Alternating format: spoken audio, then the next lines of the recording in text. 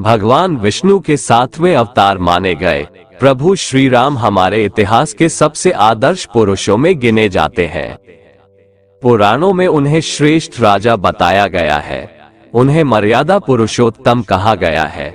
वो मनुष्य रूप में जन्मे और ऋषि विश्वामित्र से विद्योपार्जन के उपरांत पृथ्वी पर उन्होंने असंख्य राक्षसों का संहार किया। सत्य, धर्म, दया और मर्यादाओं पर चलते हुए उन्होंने राज किया। उन्होंने जिस तरह राज किया उसे राम राज कहा गया। हमारी संस्कृति और सदाचार की जब भी बात होती है तो राम का नाम लिया जाता है।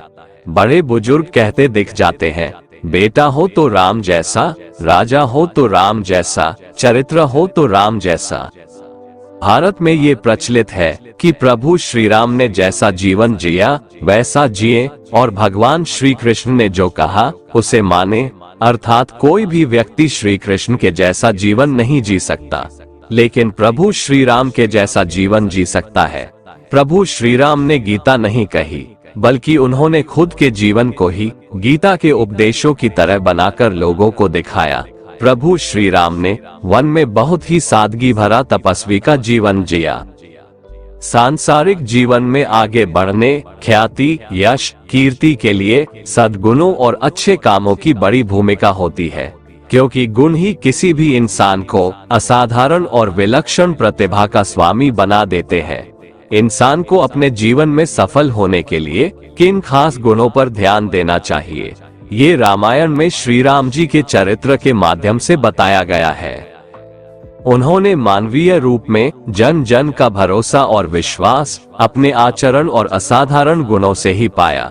उनकी चरित्र की खास खूबियों से ही वह न केवल लोकनायक बने, बल्कि युगांतर में भी भगवान के रूप में पूजित हुए।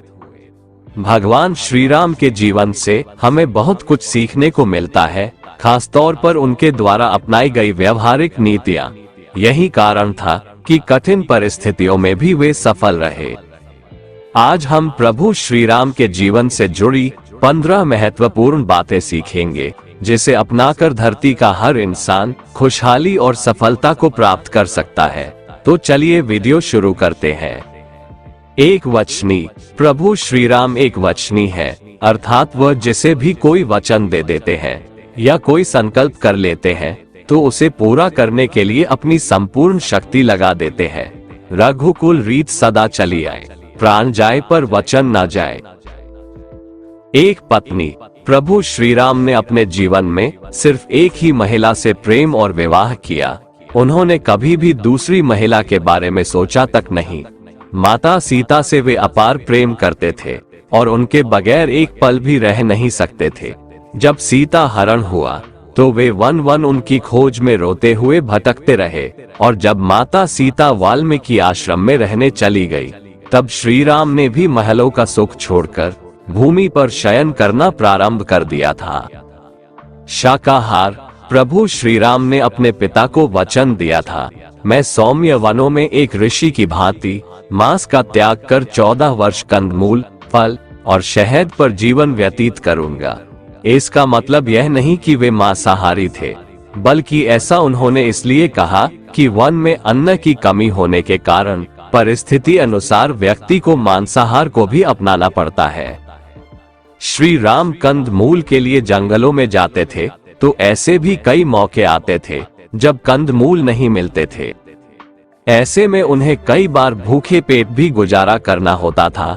परदेश में, जंगल में, मरुस्थल या कठिन प्रदेशों में जाने पर अक्सर लोगों को उनके मन का भोजन नहीं मिलता है, लेकिन मांस सभी जगह उपलब्ध हो जाता है। कहते हैं कि जंगल में रहकर लक्ष्मण तो अधिकतर दिन उपवास में ही रहते थे। जंगल में रहकर प्रभु श्री राम, लक्ष्मण और माता सीता ने कभी भी तामसिक या राजसिक भोजन को ग्रहण नहीं किया। सभी जानते हैं कि एक दिन और रात उन्होंने शबरी के बैर खाकर ही गुजारी थी। सुंदर कांड के अनुसार जब हनुमान अशोक वाटिका में देवी सीता को मिलते हैं तब राम की खुशहाली बताते हैं। वे कैसे हैं, किस तरह जीवन जी रहे हैं, उनका दिनचर्या क्या है, सबका वर्णन करते हैं। हनुमान जी माता सीता को बताते हुए कहते हैं, राम ने कभी मांस सेवन नहीं किया, न ही उन्होंने मदिरा का पान किया है। हे देवी, वे हर दिन केवल संध्या समय में उनके लिए एकत्रित किए गए कंद ग्रहण करते हैं। तपस्वी सा जीवन। प्रभु श्री राम ने जब वनवास धारण किया तब उन्होंने अपने सभी राजसी वस्त्र त्याग दिए और तपस्वियों के वस्त्र धारण करके नग्न पैर ही वे वन को निकल गए।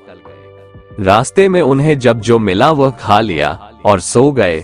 ऐसे कई अवसर आए जबकि वे राजाओं का भोजन कर सकते थे, क्योंकि वे जहां से भी गुजरे वहां के राजा ने उन्हें निमंत्रण दिया और उनके लिए सभी तरह के बंदोबस्त करने का निवेदन भी किया।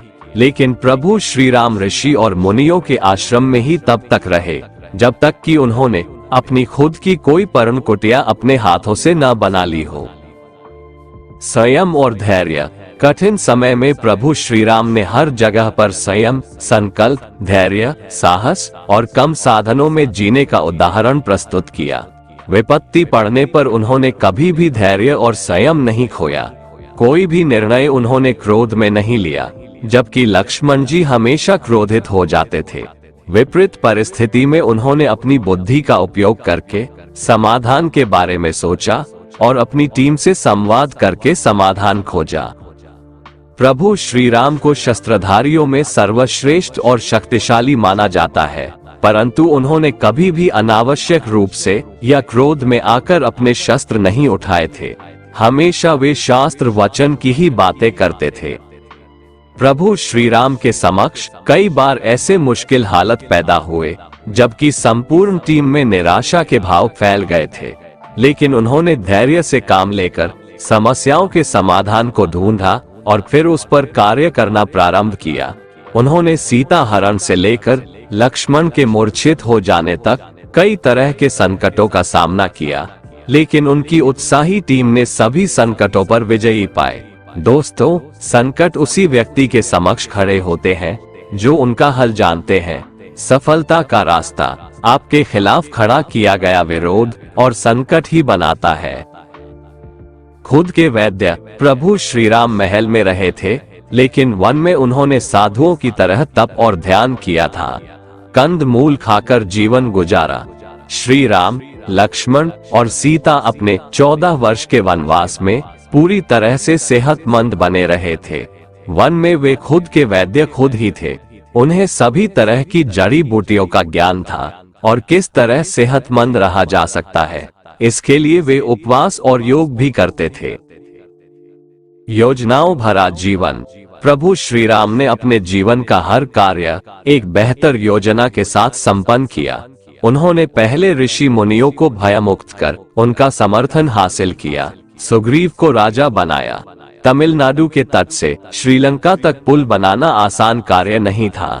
वाल्मीकि के अनुसार 3 दिन की खोजबीन के बाद श्री राम ने रामेश्वरम के आगे समुद्र में वह स्थान ढूंढ निकाला जहां से आसानी से श्रीलंका पहुंचा जा सकता हो। उन्होंने नल और नील की मदद से उक्त स्थान से लंका तक का पुल निर्माण करने का फैसला लिया।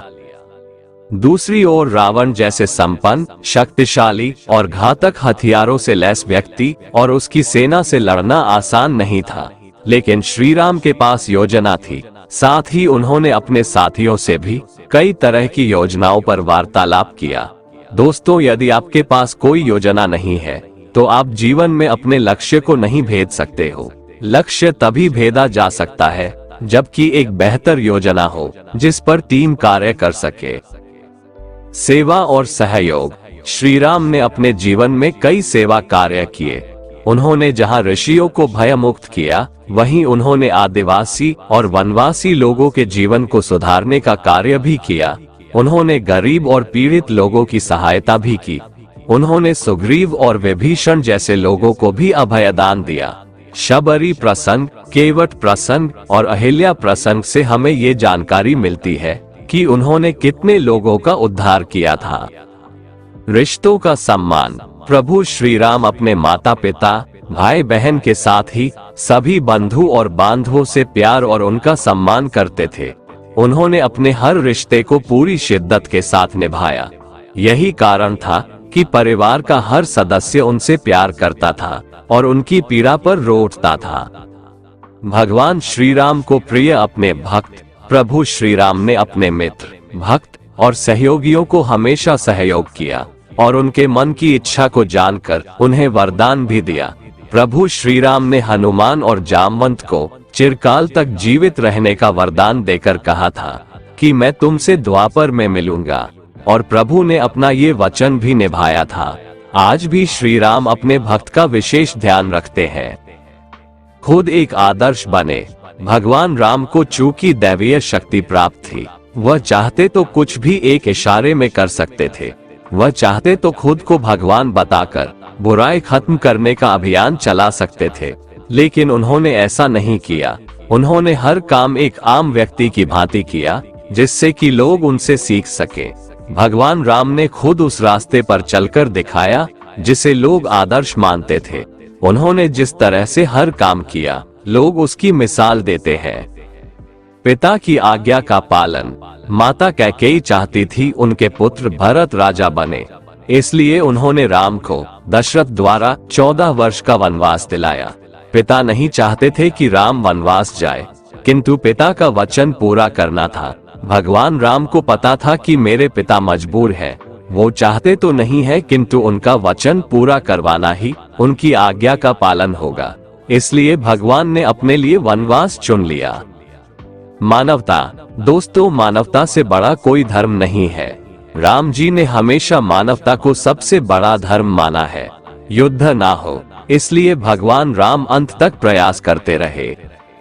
लेकिन आज हम मानवता को भूल चुके हैं। सड़क पर भी कोई इंसान मरता देखते हैं तो उसकी मदद करने की हम कोशिश भी नहीं करते हैं। नियति को स्वीकार करना।